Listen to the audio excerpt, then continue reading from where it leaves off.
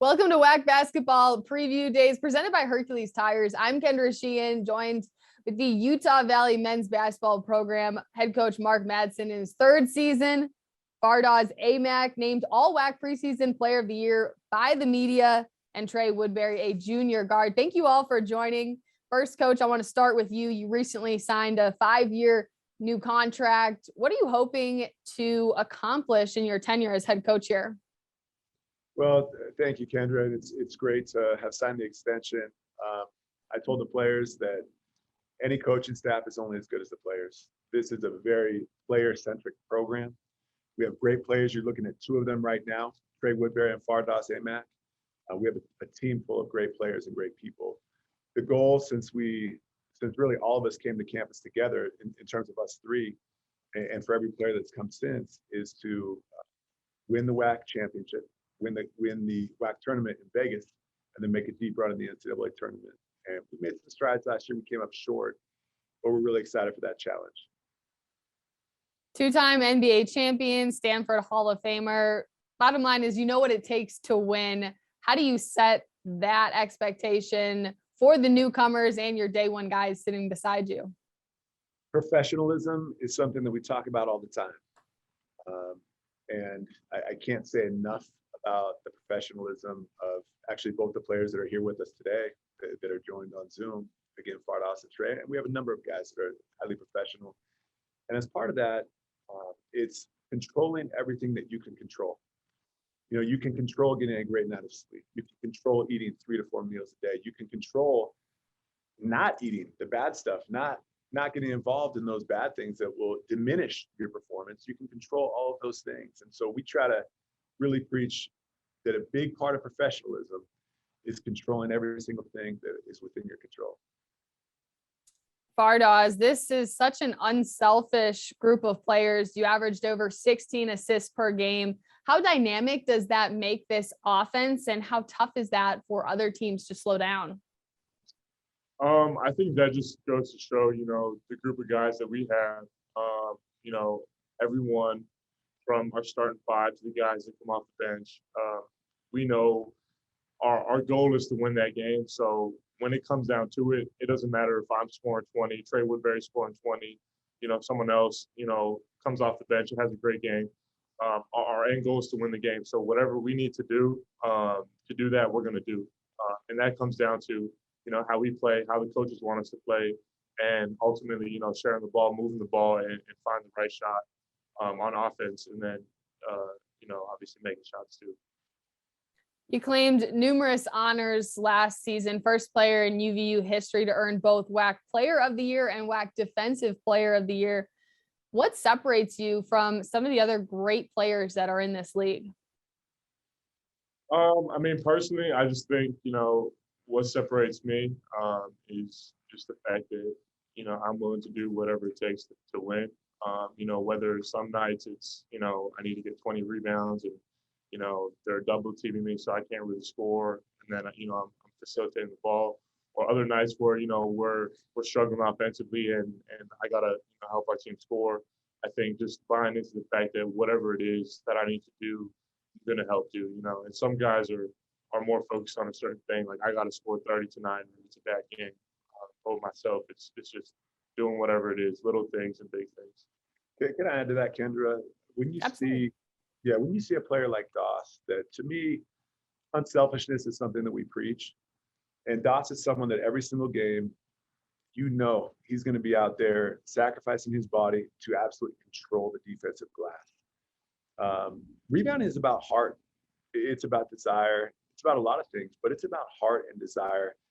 He's wrestling with, to use the term that Phil Jackson used, he's wrestling with alligators every single night, hitting people, getting hit, leaving really everything in his wake. But that is an ultimate act of unselfishness, the work that he puts in on the defensive glass. And then, of course, he's expanded his game in so many ways as well, especially in the offseason.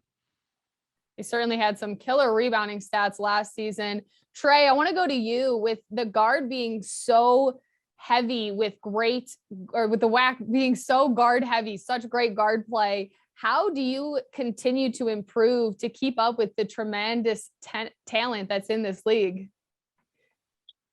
I continue to just focus on myself. I'm not really, every day is just competing with myself, doing the little things that I know I need to do to be the best version of myself.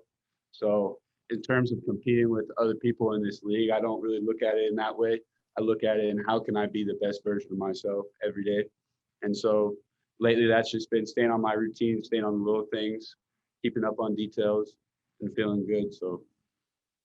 And Kendra, Trey Woodbury is the most versatile player in the WAC and one of the most versatile players in the country. He shoots it, he passes it. Can't tell you the opposing coaches that I brought into on the recruiting circuit, and they come up to me. They talk a lot about a lot of our players, and Trey Woodbury is a guy that they talk about all the time because he can do so many different things. Trey Woodbury helped lead his team to the state finals, Clark High School in Vegas, as a freshman. They made the state finals. As a sophomore, they made the state finals. As a junior, they made the state finals. They won state championships. There was a transfer senior year. And so, you know, it's a different school, different situation. But that tells you the type of leadership, the type of winning that Trey Woodbury brings to the table every single game, every single practice. Trey, it's not easy to repeat conference co-champs of the season. What is the mentality that you have to bring every single day to repeat what you did last year? I think last year we just ultimately weren't ready in the end. We weren't ready for the tournament. So this year as a leader, I've come to practice every day with the mentality that, hey, we're playing a playoff game tomorrow. That's what I feel like. And if we continue to push the mentality that, you know, go hard every day, don't let up on the gas at all, then I think we'll be ready for every game. Fardaws, you had dropped a bunch of weight in the off season. How many pounds are you actually down, and how have you noticed that affecting your play style?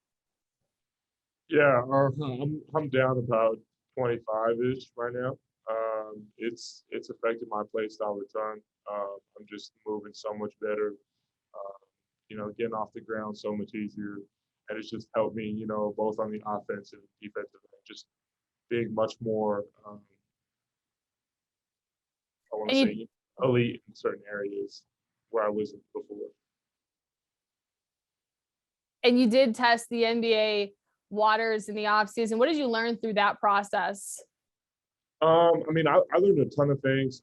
You know, the thing that I took away from that is just like coach preaches to us, like how to be a pro. I think, you know, I necessarily didn't have that mindset, you know, prior to that, but I think going through that process helped me realize like what it takes to reach that next level and what it takes to be the best version of yourself. I think you're not going to reach your max, you know, potential if you're not doing all the little things like coach is talking about, like, you know, eating the right way, you know, hydration, sleep. Like there's so much more to it, you know, before you go out on the basketball court, like to give yourself the best chance, you know, to play well and win. So I think, you know, just understanding like how to be a pro, still learning, like I still, you know, I haven't learned everything yet in terms of that aspect, but like I'm still learning how to be a pro, and trying to like bring that, you know, mindset to practice games, whatever it's going to be, and continuing to do that at a high level. Kendra, can I add something to the conversation about the NBA draft? Would that be okay? Absolutely. Yeah, so, you know, between myself and our entire staff, we probably have contacted 24 of the 30 NBA teams. And so obviously Doss put his name in the draft, and we received a lot of inbound calls about Fardaws with overwhelmingly positive feedback. Obviously Doss's stock rose heavily to where it became a very difficult decision for him to either remain in the draft or return to school. Obviously, we're thrilled that he came back, but we supported him. But through that, the point I want to make, Kendra, is this: because of the relationships that our staff has in the league, it's very important that we're honest with the NBA franchises that reach out to us. Because if we know a general manager and tell them something that's not true, it hurts everybody. Well, one of the things about Fardaws Fardaws Aimaq is one of the most professional people and one of the most professional players that I've come across in my career. And so, of the many things that Fardaws does at a high level on the court, GMs, coaches, scouts, a lot of the time, they have no idea what a player is like away from the gym. Well, we can give that context. And, the professionalism that Fardaws has exhibited has been absolutely off the charts. How much does Fardaws' professionalism and then Trey Woodbury's leadership help the rest of this team as you get ready for a new conference with 4 new teams? Well, it helps tremendously. It helps tremendously. Obviously, we're sitting here with 2 top players in the conference, but we have a locker room full of tremendous talent. So some are younger players finding their way, growing. Some are established players that have a strong body of work from other schools. But when you have, I've always said the best teams are the player-led teams. As coaches, we take our job very seriously. As a coach, you find yourself watching film. Last night, my wife said, "Where are you?" She texted me. I said, "I'm out here watching film." She said, "Go to sleep." You have to have energy to take care of the kids tomorrow. But we have to do our job. But when you have a player-led team, it becomes very powerful. Trey, having that player-led team, how much does that attest to the culture that you have helped create here at Utah Valley? Yeah, when I first got here, it was the same way. I think I had great leadership, and player that was here when I was first here, his name's CJ Washington. And he helped me kind of learn how to be a leader. And I saw how much that affected me. And so going forward throughout the years, I've just tried to continue to improve as a leader, vocally, on the court, and through my actions. And I think that goes a long way on a team. You need guys that can lead vocally. You need guys that can lead to their play. And I'm trying to develop both of those. And I think that'll be huge for us as the season goes on. So, Kendra, Trey Woodbury is the guy who, knows every single rotation, knows every single read from all 5 positions in our offense. And he's a guy that will come to my office and say, "Hey, coach, we got to look at tweaking this, or this is really great. Keep doing it."